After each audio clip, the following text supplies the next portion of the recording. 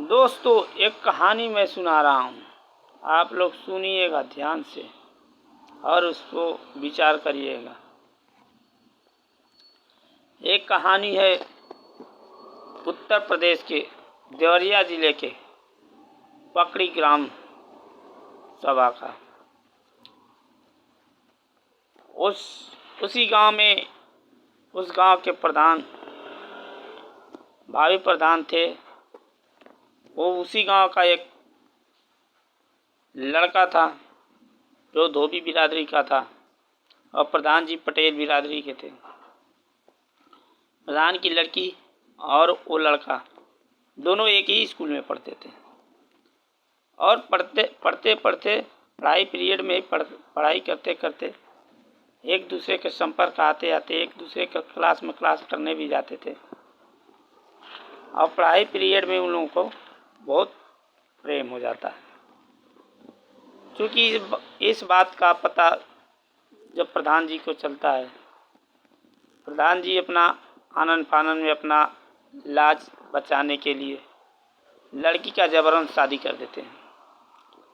लड़की का जबरन शादी कर देते हैं, ज़बरदस्ती से शादी कर देते हैं बिना उसके मर्जी के।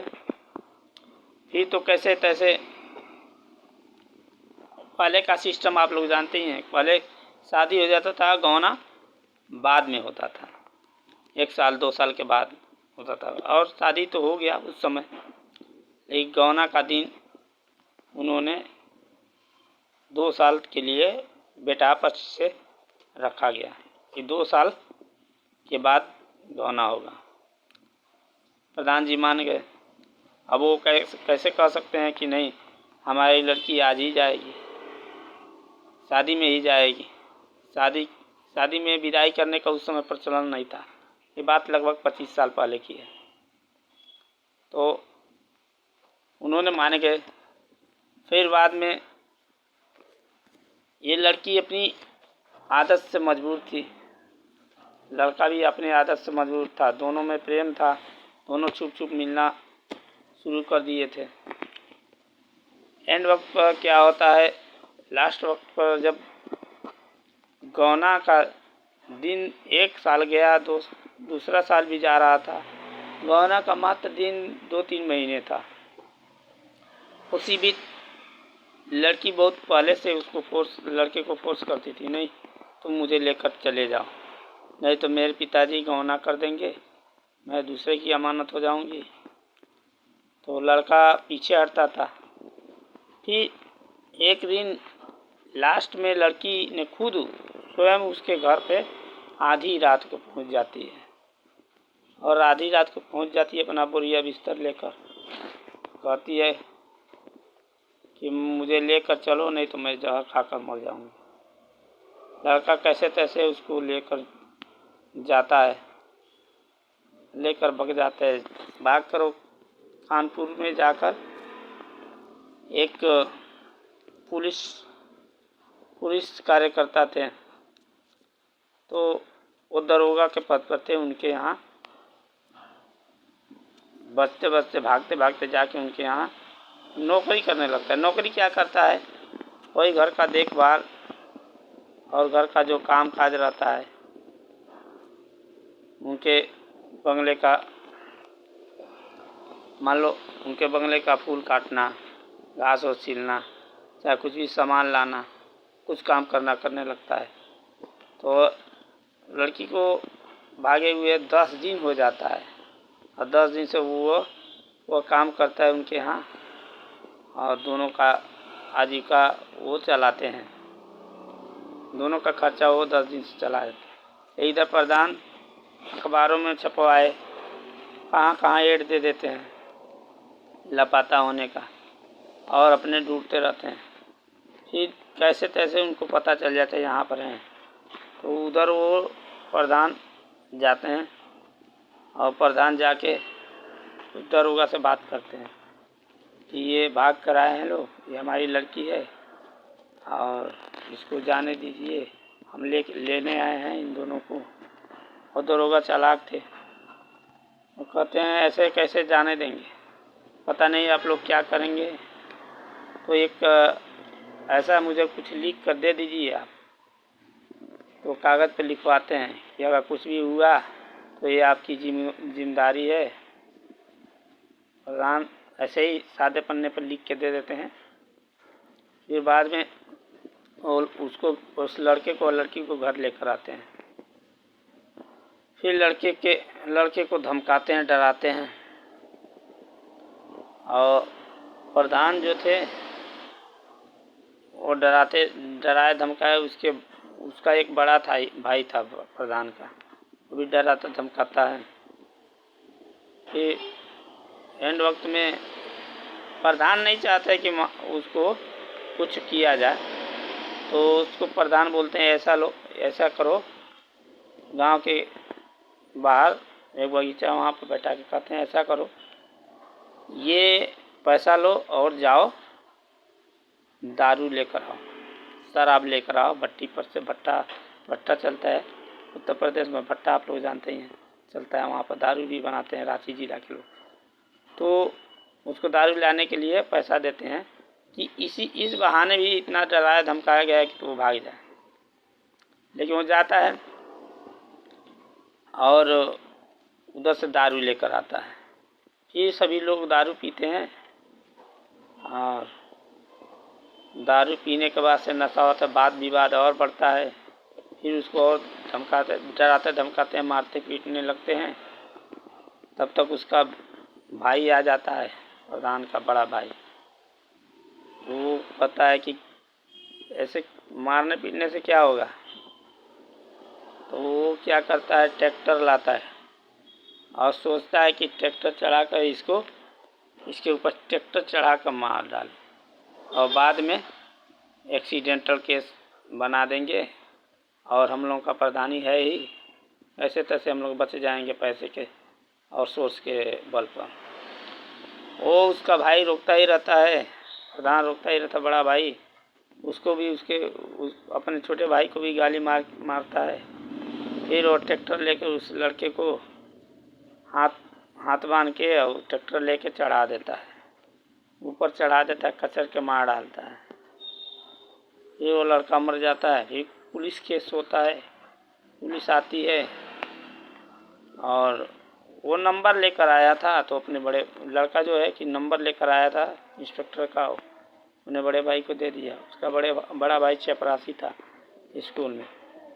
तो उसने उस पुलिस वाले से बात करके बोला कि ऐसा ऐसा माहौल हो गया है, हमारे भाई को जान से मार दिए हैं लोग, आप कुछ करिए। फिर वो फ़ोन करता है हाटा थाने में,